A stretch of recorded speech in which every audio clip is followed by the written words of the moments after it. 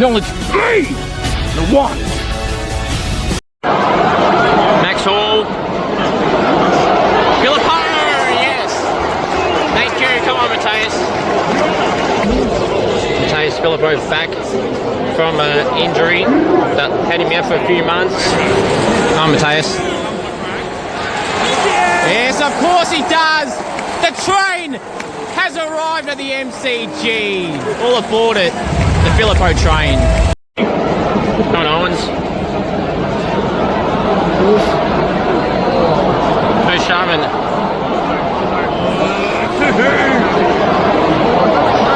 Gone! Gone! Yes! On Filippo! On Mateus. Filippo on return. Playing up forward today, down by 9 halfway through the last.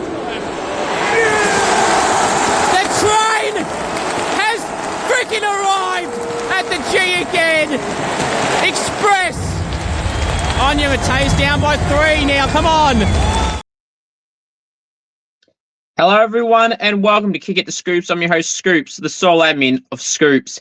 Yes, the Filippo train was back at the MCG. The Express train was back. But unfortunately, we didn't get the win as Cooper Lord and Harry Mackay kicked 2 late goals after that Filippo goal to seal the victory in the last 3 or so minutes for the Blues. It was Spud's game. It was great to be there. 66,000 people there to donate and everything like that was good. And support the Danny Frawley cause. The Spuds game it was. Unfortunately, our Saints couldn't get the win. It was just frustrating from the game point of view, I feel. I feel like we just didn't execute basic skills at times, it wasn't even the goal kicking really. It was like simple things like, players out the back, you take too long to kick it to them and then they're manned up, but then you bomb it to them anyway when they got someone on them when you should have kicked it beforehand. Or, moments like the basic skill areas, you go handball over the top and you stuff the handball up, or you don't stuff it up, but in reality you do, because instead of going clean over the top to the player to hold it and then run with it, the ball's like falling all over the ground. It's bouncing oddly, and then we're picking it up and we lost that advantage. So like things like that, like basic smarts and skills probably would have got us the win. And I mean, Cooper Lord's goal at the end was pretty good, but also a fluke in a way as well from the distance side of things. It was like 53 out on the slight angle on the right-hand side. But then Harry Mackay never kicks a goal from the boundary like that lately. But he did, and so did Cooper Lord. So well done to them, but it was an opportunity missed for my Saints, unfortunately. Now, on the show today, we got the team of the week, my Supercoach talk. I'm going to review the rounds that's gone and upcoming. I'm going to go through Scriptos Bang. Now, while we last recorded last Tuesday or Monday, Willie Rioli, we had made a threatening comment towards Bailey Dale from the Bulldogs, and that's all we knew about. There was this Geelong player and Essendon and Andrew Mackey telling the AFL saying no. Yet why would Andrew Mackey tell the AFL, then the AFL say they didn't? It was just a mess how the AFL handled all this. I want to get to that very shortly. And a teenager brought in a fake gun and a knife, sneaking into Marvel Stadium, and only got a caution notice, aka a warning, which is ridiculous, and I'll get to that in just a second. We'll start off with this. You want me on Cameo? Head to cameo.com/CripperG. You want me to roast a friend, wish him a birthday, anything at all, cameo.com/CripperG. If you know any AFL, AFLW players, any up-and-coming state league players, you would like to see them on the podcast in a Goal King Challenge and or interview, please do send me a message and we'll try to get something sorted.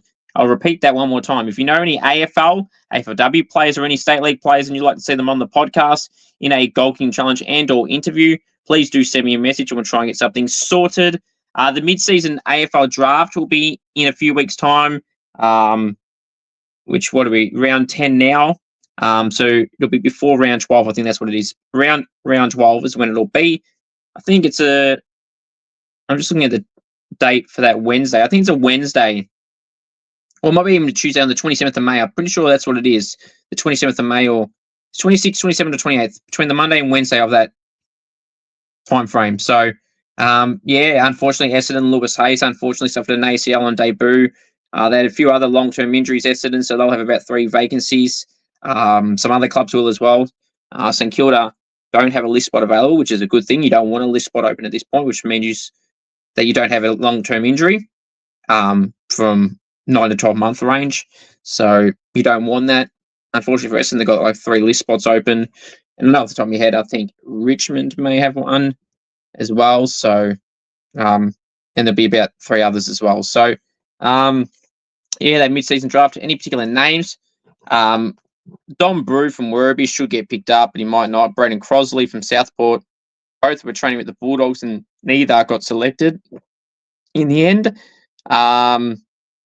Look at some players in the VFL in particular, like, Jack Bytel, who plays for Coburg now, the ex-Saint, has done what he had to do, getting around 30 disposals in the first 3 games. And he played in the state game, so he'd have to be a chance as well to get another opportunity. It would be his 3rd club, starting with Saints, and was at Collingwood for last year. So we'll see someone like him gets a go. Hudson Garoni from Werribee is a name that you got to keep an eye out on to see if he gets picked up. He would absolutely deserve it. There's a few others at Werribee that I've mentioned in the past, in particular Hudson Garoni, that deserves a go. Sean Manor has come from there, Riley Bice, and both of them are going pretty damn well for themselves at Sydney and Geelong, respectively. So, Werribee produces AFL talent. Ben Brown, who started his VFL career at Werribee, then had a just under 200-game AFL career at North Melbourne in particular, and at Melbourne, who is the next guest on the podcast as well while I'm at it. That Ben Brown interview will likely drop on Wednesday, so look forward to that. A 1-hour chat with Ben Brown, all things AFLW, all things AFL, his career, the state of the game at the moment, his love for women's footy and why he's so passionate about it. He's currently the head of development at the Essendon AFLW side after helping out while playing at Melbourne AFL, helping out the AFLW girls in leadership roles and just goal kicking and everything like that. Speaking of goal kicking, we talk about his long goal kicking routine and why it worked for him. And like I said at the time, hey, it works then, so why change it? Doesn't have to be the same as everyone else. Same with Josh Kennedy from the Eagles. That's that. All right. Now it is time for the world famous segment, Scoops Goes Bang. Well. What have we got over here? We've got a teenager bringing a fake gun and a knife. Yes. At Marvel Stadium at the Essendon Sydney game. I'm not going to say too much on this, but what I will say is how anyone of any age can do that and then get away with it is a disgrace. How can they get cautioned with a warning? They brought a fake gun, so not even funny at all. Bring in a knife. That should where the line should have been crossed of saying you're banned from stadium for life. And then you snuck in, which is also breaking the rules. So that right there, breaking into the arena, should have been a ban permanently for that, right? For that. Then you bring in a fake gun, automatic ban for life. And then you bring in a real knife, another automatic ban. I don't care that people want to say, oh, but he's 15 or something. It doesn't matter. What are people teaching people to say, oh, because you're 15, you'll get away with it? That's ridiculous. What example are you setting? He should be banned from that stadium, Marvel, MCG, any stadium in Australia. Banned for life. You do not bring in a gun, a fake gun, a knife, or sneak into the venue and get nothing. He did 3 bad things and got a warning. You shouldn't have to be warned to not bring in a fake gun, sneak in, or bring in a real knife. That is completely unacceptable. The AFL should step in and actually do their job for once and ban this person for life for doing 3 bad things in one hit. That's unacceptable. People say, oh, he's only a teenager. doesn't mean what you did was okay. It doesn't. It wasn't okay. It's pathetic. And that's society these days, that people at that age group act like this, and there's no punishment for them. Like, this is a serious thing they've done. Unacceptable that they got let off. Speaking of people that got let off, now a different circumstance, of course, Willie Rioli. He got a week off in the end. He volunteered a week off. So the AFL were not going to suspend Willie Rioli after the Western Bulldogs incident with Bailey Dale, where he messaged a Bulldogs player with the threat comment that he made towards Bailey Dale last week, which we went through on last week's show. So I'm not going to really rehash that, but if you want to know my full thoughts on that, go watch that episode from last week. But so he got cautioned, not even cautioned, sorry, he got let off for a threat, yet Paul Curtis gets 3 weeks for a tackle. It just doesn't make sense. From there, then we find out within the next day that he made a threat to a Geelong player. And we're like, okay, this is ridiculous. Caroline Wilson, Tom Morris, and a few others, I think, reported all these incidents. So he got let off for the Bailey Dale threat. Number one, that's a disgrace on its own, that he threatened a player and got away with it. Only a warning, not even a warning, just nothing. Just be respectful to each other on the field. Seriously, you don't have to be told to grow up and be professional. You don't have to be a professional athlete to be a professional human and have common sense.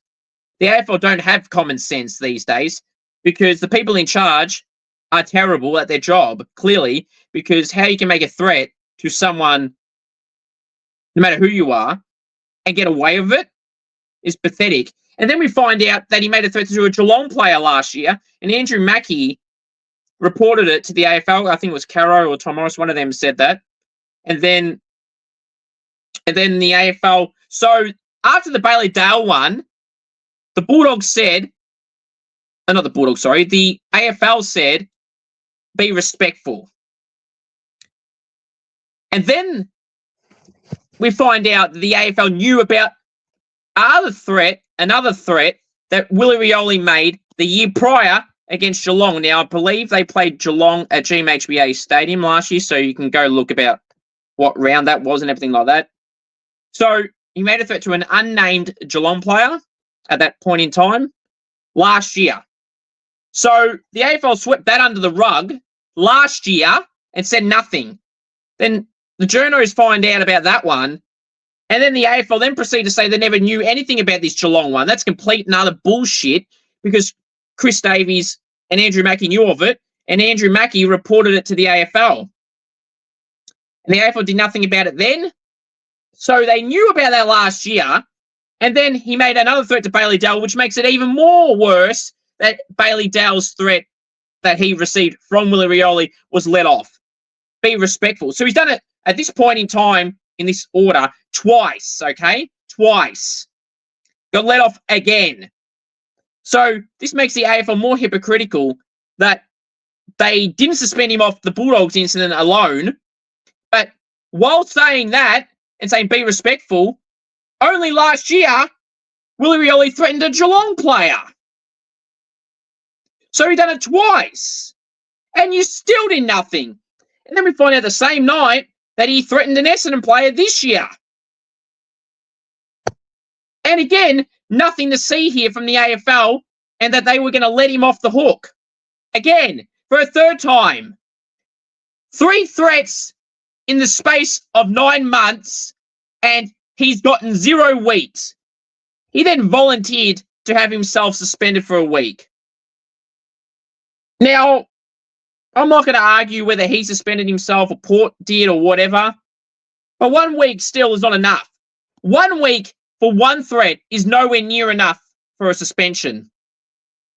Now he's done it twice and 3 times. So you can, again, go have a look when Essendon played the Bulldogs this year. Sorry, when Essendon played Port Adelaide this year.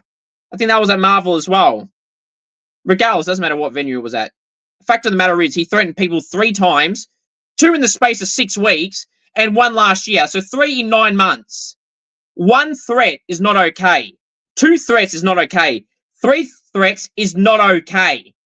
Any amount of threats is not okay. And yet, he's been let off again 3 times. The AFL wanted to say they didn't know anything about the Geelong one or the Essendon one. That's complete and utter shit. They knew about it because why would Caro and Tom Morris and everyone like that that's reported on this say that the AFL knew about the Geelong one? Why the hell would they make that up? The AFL, again, typically sweeping everything under the rug, not blaming themselves, and letting players off the hook for threatening people, but yet players like Paul Curtis can get suspended for 3 freaking weeks for a good bloody tackle. Like, I've always said that Gillon McLachlan saved the AFL. During the darkest of times during COVID, Gillon McLachlan single-handedly saved the AFL competition. And I don't know why people ever shit on the guy. I thought he did a good job. But now, the people in charge, everyone in charge right now, Andrew Dillon, Laura Kane, Michael Christian, everyone in the roles of the tribunals, the umpiring, everything. They are doing a terrible job. A terrible job. MRO is Michael Christian, the match review officer. They're all doing a terrible job because they're letting players to threaten people and get away with it. Yet Paul Curtis has a football tackle, a perfect rundown tackle, and gets 3 weeks. Players are getting suspended for nothing. Zach Merritt accidentally swings an arm at Nick Blakey, and nothing to see here. Oh, I know why. Because he's a Brownlow medal contender. Because that doesn't suit the AFL's agenda yet again. Just like when Paddy Cripps didn't get suspended, it's because he was a Brownlow medal contender. If the roles were reversed and Blakey did what Merritt did, Blakey would have copped a week at least. Now, Zach Merritt didn't mean that, but the fact of the matter is, the way they're going the AFL these days, that's definitely suspension worthy. Now, I don't think it's worth a week at all, but the way the AFL are acting this year, it is. So why didn't Zach Merritt get it? I saw a quote from the AFL. I had a good laugh at this. Let me find it. It's laughable, pretty laughable. So the AFL say this. Merritt's attempt to tap the ball over Blakey's head, and after making contact with the ball, Merritt makes eye contact with Blakey. It was the view of the MRO that Merritt made a genuine attempt at the ball and that his actions did not constitute a breach of the duty of care he owed to Blakey. No further action was taken. Now, I would say you're talking sense for once, but you don't have common sense. How was that any different to some other players that have got suspended for very similar things this year alone, let alone previous seasons? Like I just said, that's not worthy of a suspension. But where's the consistency? The AFL don't have any consistency. The only consistency... I can't even speak right now, I'm that mad. The only consistency at the AFL is that they are consistently shit at their job. Simple as that. To the AFL, lift your game. The game is getting worse week by week. Fix it. It's not that hard. If Gil could do it, you can do it. Do it properly. Lift your game. Pathetic. Hope you guys and girls enjoyed that edition of the world famous segment, Scoops Goes Bang. Now, as of this recording, I don't know who the rising star for the round 9 nominee is, but congratulations to whoever that is. Now it's time to go through my Scoops round 9 AFL team of the week. From the back line, the pockets, Dane Zorko and Andrew McGrath. Full-back, Zach Reed. Half-back line, the flankers, Jordan Clark and Nick Martin. Centre-half-back, James Sicily. Wingers, Bailey Smith and Ed Richards. Centreman, Zach Butters. Half-forward line, the flankers, Jamie Elliott and Harvey Langford. Centre-forward, Harry Mackay. The pockets, Jesse Hogan and Jamie Cripps. Full forward, Riley Thilthorpe. Ruck, Tristan Cherry. Rovers, Tom Green and Tom Liberatore. Interchange, Jack Crisp. And Jack Sinclair. Andrew Brayshaw, Luke Parker, and Massimo D'Ambrosio. Emergencies, Lockie Whitfield, Max Holmes, Bailey Dale, Ben Keys, Luke Ryan, Mason Redmond, Liam Baker, and James Jordan. Now, reasons for these selections. The back line was really hard to choose this week. Martin and McGrath, Zorko, Clark, Reed, and Sicily. I mean, you couldn't really go wrong with any of those players, to be brutally honest. Even the midfielders to a degree weren't as hard to choose as the back line. But guys like Whitfield and Holmes and Dale, I really wanted to put in. I just simply couldn't fit them in. I thought Luke Parker's game was really underrated. He had about 22 disposals, kicked a cute. I was going to say cute. 2 goals, not 2 cute goals. Or maybe some of them might have been cute goals. 2 goals. But yeah, he did really well. Dane Zorko, the magician, had 39 disposals. Zach Reed had 27 disposals, but more importantly, 14 marks and like 10 intercept possessions and 1%. So he was awesome, elite. Andy McGrath had 35 possessions. Jordan Clark had 30 and was really good. James Sicily had 20 possessions, had like 10 1%ers and intercept possessions. Sorry, intercept possessions, not 1%ers, but a decent amount of them. Martin had 38. Bailey Swift had 35. Zach Butters had 33, and for once, better stats all around the ground. Ed Ridges at 31, played mainly on the wing, had a good game in Darwin. Jamie Elliott kicked 6 and kicked 3 in the last quarter and was obviously getting in the team of the week, maybe the best player of the round. Normally, if you notice my best 2 plays for the round are the ones on the poster.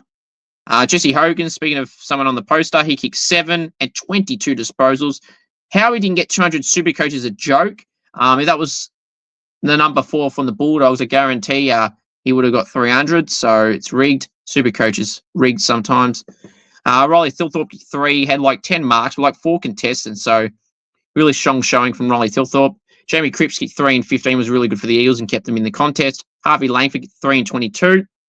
Harry Mackay kicked 3 and 19 disposals, was one of the best players on the ground in the Saints clash. Tristan Cherry destroyed Oscar McInerney, in particular in the second half. Tom Green was awesome. A goal, 37 disposals. The goal of the year contender from Tom Green on the boundary on a pocket where he didn't have really any room to walk back at GMHBA. By the way, the Giants own Geelong 5 times in a row at GMHBA. The Giants own Geelong on their home turf. Tom Green, a goal in 37. He was one of the difference makers with Jesse Hogan in that Giants game. Tom Liberatore, 35 disposals. Decent efficiency. Did pretty well. 30 disposals, but a lot of contested possessions and clearances. I think he had 10 clearances off the top of my head. Tom Green had his fair share as well. Jack Crisp kicked 2 and 29. Got the Pies a win, or one of the reasons why. Andy Brayshaw, a goal in 34. He was pretty solid, so he deserves a spot on the bench. Jack Sinclair kept the Saints in the contest, a goal in 26. He was really good. Luke Parker, as I already mentioned, and Massimo D'Ambrosio on the wing, about 30 disposals, and had some key impact in the game. Whitfield, Holmes, and Dale were the next choice wingers / halfbacks. Ben Keys was the next forward, along with Redmond, then was the next defender. James Jordan tagged Zach Merritt and kept him to 19 disposals and 2 goals, so he's on the bench. Liam Baker was really good. I wanted to put him on the bench, but I couldn't find a spot for him. And Luke Ryan had decent numbers, but the other defenders had more impact. So that's my team of the week. Comment down below what you think of that. All right, now it's time to go through my Supercoach talk for this round. Now, this round, I feel like I did really, really well. I think this may be my highest score of the year. So I scored 2,468 in the top 9% now. So I've gone from top 8% to top 10% to top 12%. Now I've gone to top 10%, I think it was last week. And then now back to top 9%. So I'm really happy with that. I'm in the top 4% for the round. Top 9% is overall. So I'm really happy with this week. But here's a key stat for you. Now, I've only got one rookie midfielder, and that's Levi Ashcroft, who got in the 70s. So we're going to exclude him. So every other midfielder I have is a premium. And only 2 players of the other 7 that are premiums got over 100. And they weren't well over. They were 102 and 104 from Sarong and Cripps. That's not good. And then every other premium, Dacos and Zach Merritt, 76. Not happy. I just brought in Zach Merritt. I knew he was going to get tagged by Jordan, but it's a long-term decision. But I was just hoping he would crack 100 at least, but he didn't. So Dacos, 76. Merritt, 76. Oliver, like 67. I'm pissed off of him. Who else did I have in there? Whoever the other midfielders were, I was really pissed off with. I will get it up now. Yeah, Neil, 81, and Will Ashcroft, 94. Just not good enough. So that's my midfield. I'm really happy with my back line. They were awesome. Zorko, Sinclair, Jordan Clark, Lockie Whitfield, Zach Reed, 133. You must hold Zach Reed at all costs now for at least the next 2 weeks, providing he doesn't get injured, of course. You just got to keep him. His break-even's really low. I don't like giving too much Supercoach advice because people always copy me, literally. So I would tell you this. Keep Zach Reed. If you get rid of him right now, you're a fool because he's just gone back-to-back hundreds and going to go up a bit more in price the next 2 weeks. So do not get rid of him. Otherwise, you're a fool for doing so. Now, Tom Gross was the sub. Scored 46. The rookie carnage this week. He was the sub. Andrew McWalter. Do you ever listen? Tom Gross should be playing. The last 10 minutes, he's shown more in 10 minutes than half that midfield did in the whole game. Like, seriously. Outside of Jack Graham, Tom Gross probably impacted the game more than any other West Coast midfielder. And Liam Baker to a degree, because he kind of played midfield a little bit. Besides that, Tom Gross was better than the rest in the midfield. He had 6 disposals, like 4 contested possessions, or 5 contested possessions, and a few score involvements. Yes, he had the big moment at the end of the game where Tom Brown got the match-winning tackle on Tom Gross, because Tom Gross just didn't dispose of the ball correctly and quickly. He bounced it straight away when he got the ball. The play should have kept moving. There was Liam Ryan, I think, in the 50, and someone else might have been Waterman on their own. Hit the target, they probably win. Unfortunately, well, of course, Ryan or McGovern, or not McGovern, Waterman, or whoever would have had to kick the goal, but they probably would have. And there was still about 40 seconds. They could have even run in. I think Liam Ryan, had he hit Liam Ryan on the chest, Liam Ryan could have kept running in and probably would have kicked it. So don't hate on Tom Gross. He's a young player who's doing really well for himself. Hopefully he gets a full game this week. And if he gets dropped, Andrew McWalter, I'll be calling for you to be sacked. Not because of Supercoach, because you made bizarre selections at selection this year, mate. I wasn't against you getting the job, but you're 0-9, but that's not the point. It's these bizarre selections changes, positional moves, like Harley Reid's been playing half-back for most of the year into the last few weeks. Like, why? He's not a half-back. Jack Hutchison is doing okay in the midfield, but why is he taking Tom Gross and Clay Hall, who's not getting a game as well, in the midfield? Tim Kelly had 12 disposals on the weekend, had a goal assist and like 9 score involvements, but that's poor. What a West Coast thing of Tim Kelly. He was on the bench in the last 2 minutes when the game was on the line. Anyway, that's about the game itself. So there's your kind of mini review about the Richmond West Coast game there. I kind of just mentioned it there. So there you go. Got it early before the other games. Game of the round, by the way, Richmond and West Coast. I was really happy with that game. But yeah, my forward line, Jack McRae didn't hit 100 this week, which is disappointing. But it is what it is. He's a superstar, Jack McRae. Still played all right. Marek, 126, Bailey Smith, 154, Liam Baker, 119. Now, another one. Caleb Daniel, his break-in was 120, scored 51 on the weekend. Do not be trading out Caleb Daniel. You got to think smartly. He's averaging like 93. There's not many other forwards that are averaging more than him. And he's my 5th forward on the field in terms of price. So why the hell would I get rid of him for? Don't be stupid. He'll probably get 100 this week and you look like a fool if you trade him out. But you're going back to the rookie carnage. So Gross, 46. It's amazing, really, in a way, because he played 10 minutes and had 2 costly moments in the game. They were holding the ball. So run down tackles. The most notable one was Tom Brown, sorry. Ben Brown will be on the podcast this week, so stay tuned for that.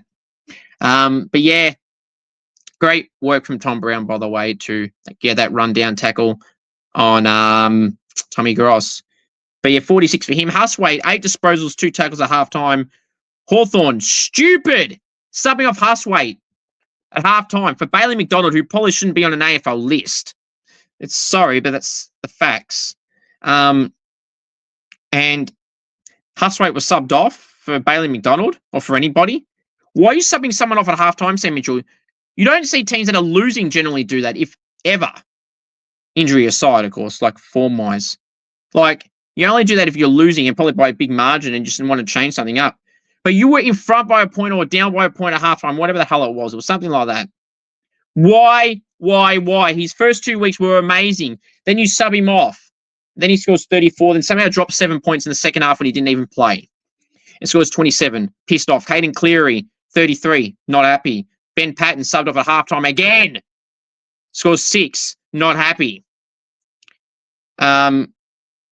So, you know, Elijah Hewitt, 33.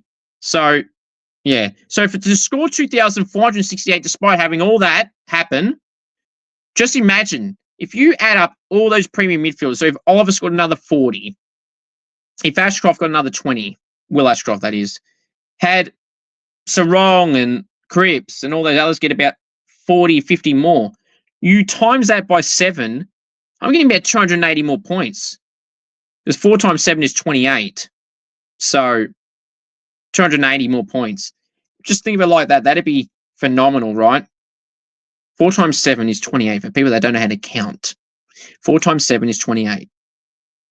So it's unbelievable. It really is. So yeah, I'm really happy with this score though. What trades will I look at this week? Maybe I'll do an upgrade and a rookie downgrade and upgrade. It won't be Zach Reed or probably won't be Levi Ashcroft. So maybe I'll look at someone like Caden Cleary or Elijah Hewitt to dump off and downgrade one of them. We'll have to wait and see. Was it Riley Bice? Is this the week he goes? You could probably hold him another week, but I probably won't. The question will be more so, will he be a downgrade? Will he be an upgrade? Then if he's the downgrade, who's the upgrade in the other position? In what position as well? So that I'll have to work out. I've only got 1 boost left, so I don't know if I want to waste it. So you've got the buy rounds where you're technically going to have boosts throughout the whole buy rounds very soon, but you probably want at least a buy round, not a buy round, a boost going out of the buy round still. So I'm reluctant to use it, and I don't think I really need to.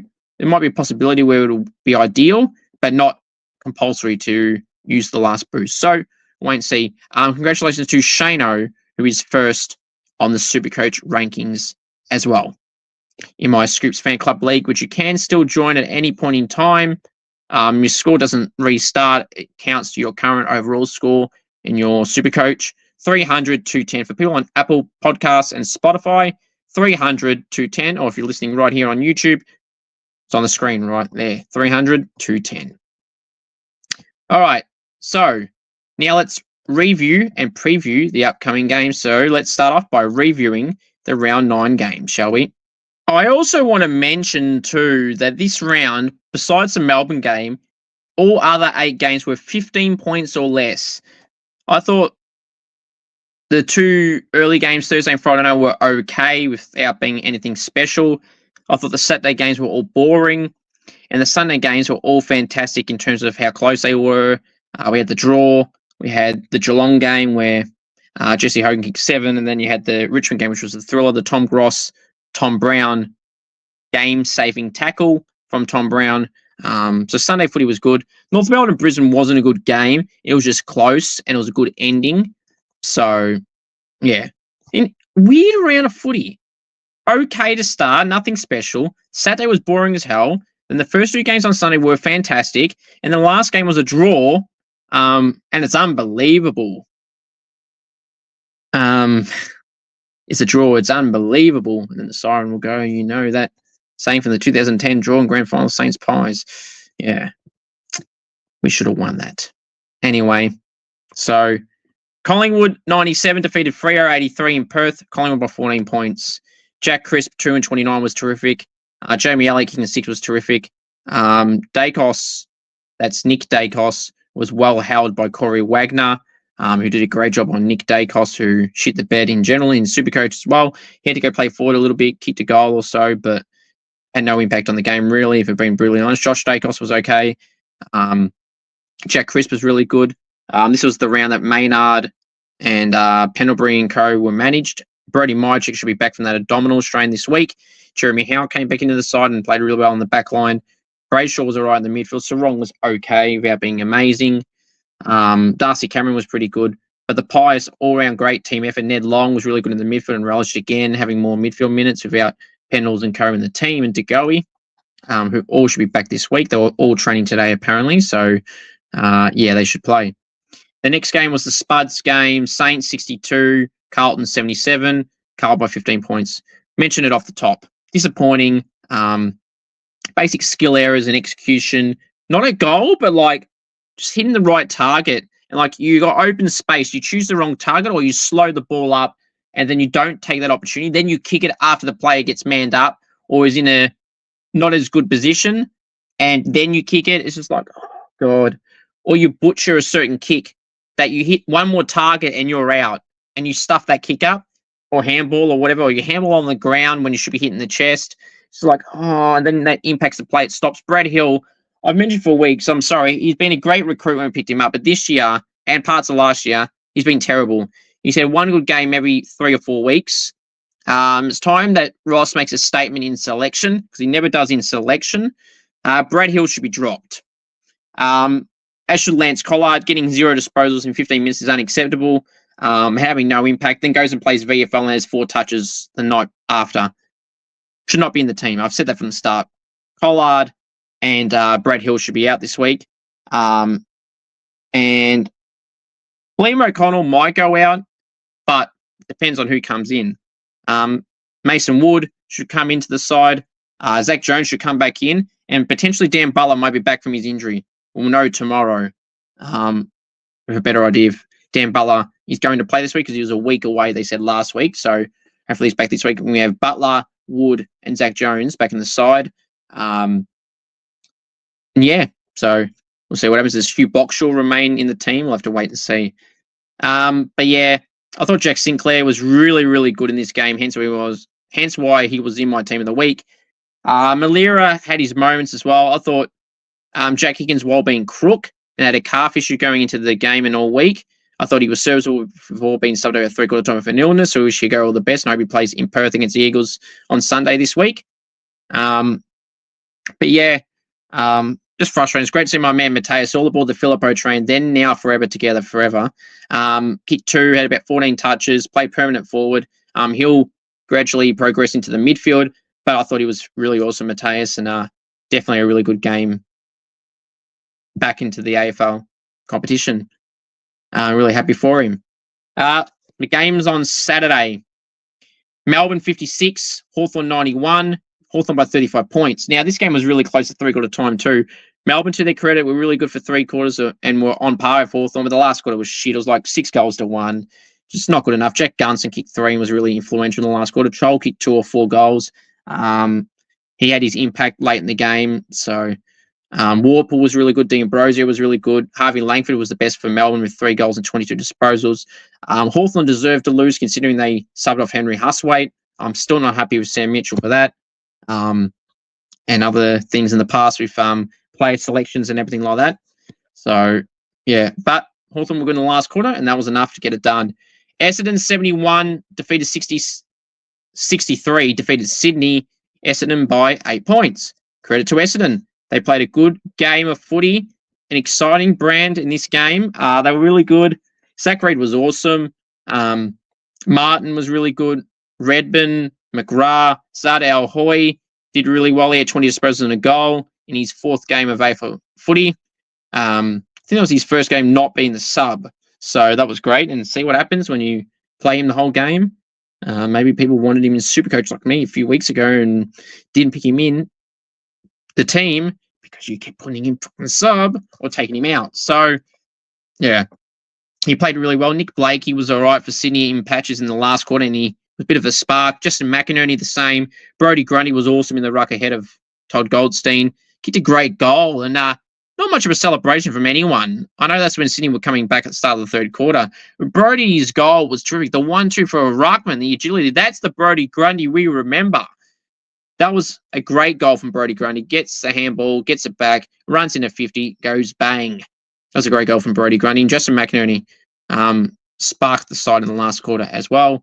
And Chad Warner had his moments as well. Did turn it over, though, a little bit as well.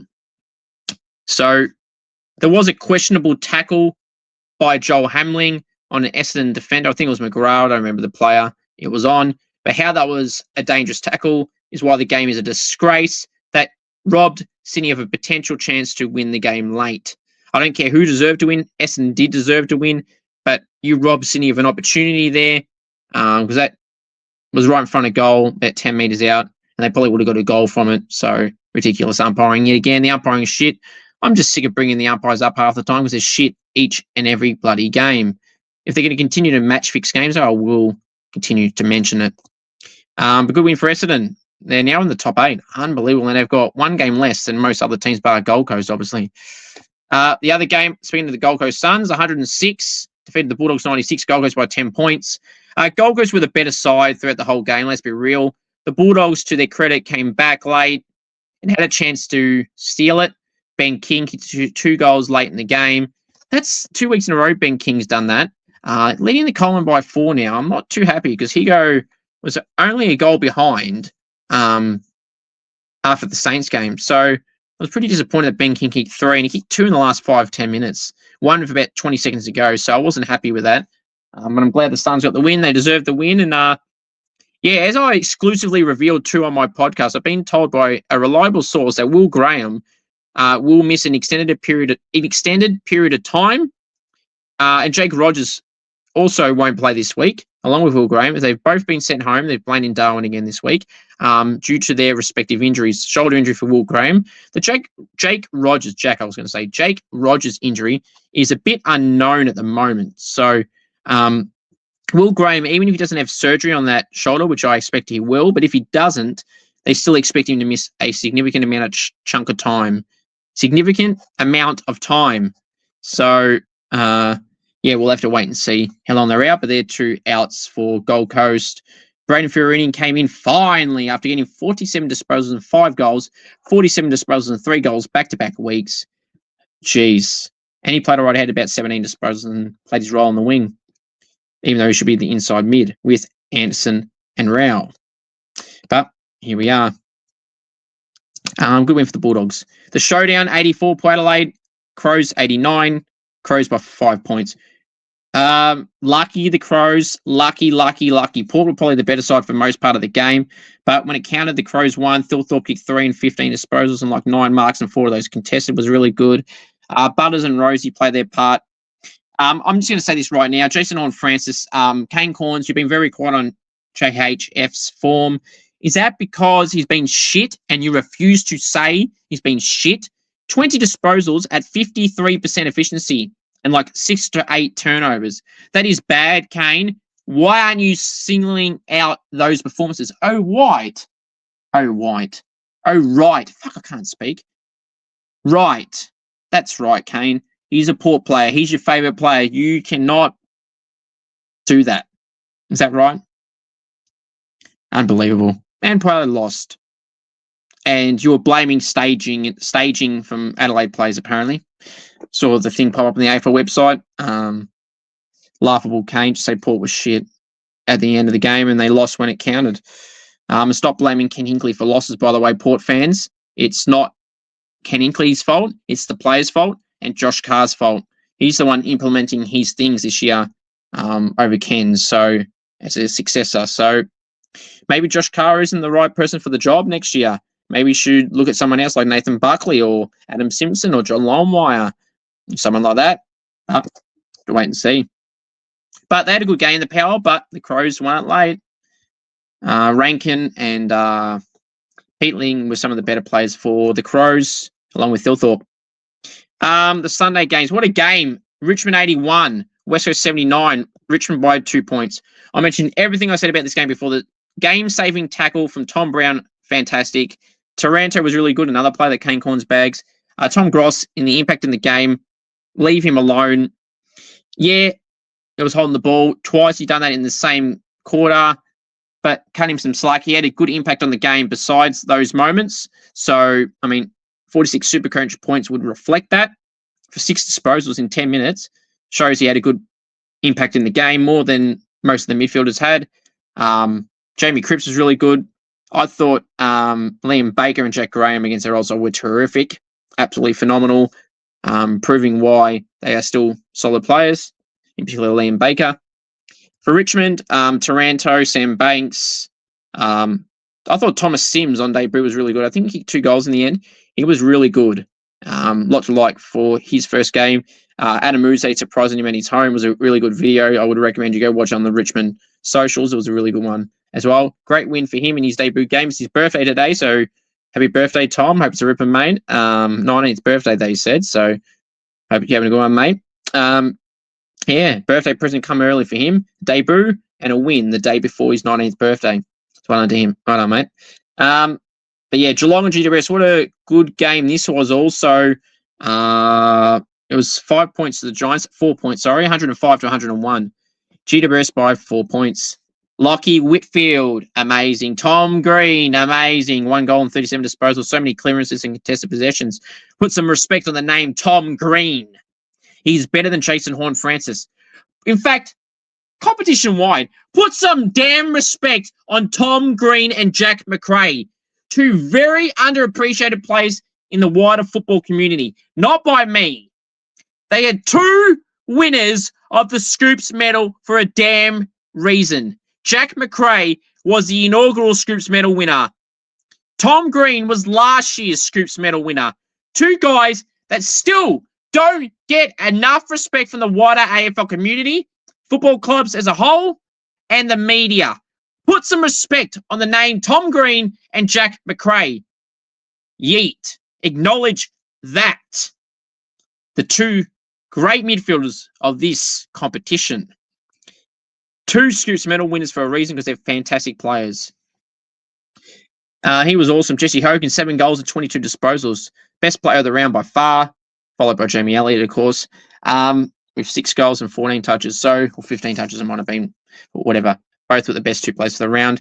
I thought Delina, the sub, the second gamer, in the second half, a little tap over the top to Harvey Thomas. So I think it was a 3rd or 4th quarter. It was one of those quarters.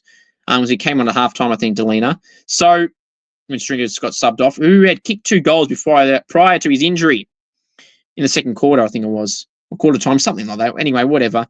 Delina was really good. I thought he was really impressive. And a key moment in that game, that little tap over the top to Harvey Thomas like that, very smart. So many players in that example would have just picked the ball and got tackled and be stupid. That was smart from Josiah Delina. Very impressive, mate. And the key part to why they won, that play set it up for the Giants when they were coming back. Well, not coming back, but we're putting their stamp on the game even more than they already had.